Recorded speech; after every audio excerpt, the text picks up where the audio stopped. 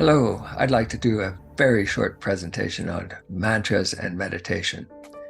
As with probably many people, I've been interested in the use of mantras for meditation, and more specifically with the Om mantra. In Billy's book, The Way to Live, pages 284 to 286, he goes into detailed explanations about the benefits of mantras. However, only 3 points will be mentioned here. If you'd like to read more, of course, you can look at the book, The Way to Live, or also go to our website. The link is posted here, and we have a couple of articles on the Om meditation. So point number 1, Billy explains the recitation of a mantra is extremely helpful for the human being, and indeed, especially when nervousness, disorientation, and emotions trigger an instability. Especially in such moments, the inspiring singing, speaking, or thinking of a mantra is of great importance because it is able to totally positively change the consciousness-based and psychical state whereby everything negative dissolves and becomes irrelevant. Point number 2, with the use of a mantra, it must be considered that such a mantra must only be used in a controlled form. That means that the concentration on a mantra must not be practiced in unending sequence.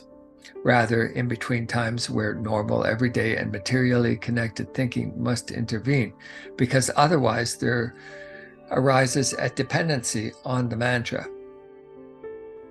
Point number 3, a mantra ought not be used without a preceding corresponding time of the learning of the spiritual teaching, or new term, creation energy teaching, and of the actual meditation.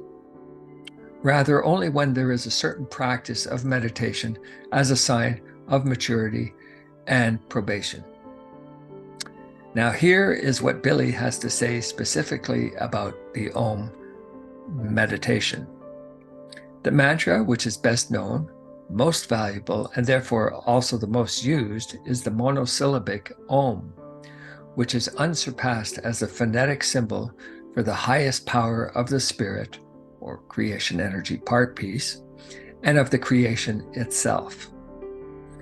In the correct form of use, the speaking, thinking, or singing of the mantra directs itself according to the rhythm of the inhalation and the exhalation, whereby all critical thinking and intrusive thoughts generally have to stop altogether. The one who practices the mantra is therefore entirely directed at himself or herself alone, and at his or her inner self, without nurturing any thoughts.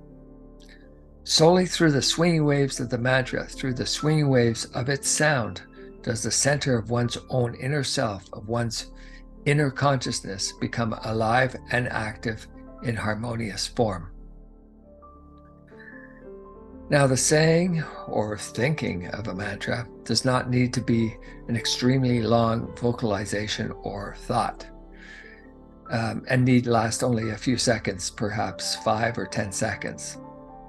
However, in order to do the Om meditation correctly, special attention must be given to the duration of the 3 components of the sound, the O, the U, and the And here now is an easy visualization of the Om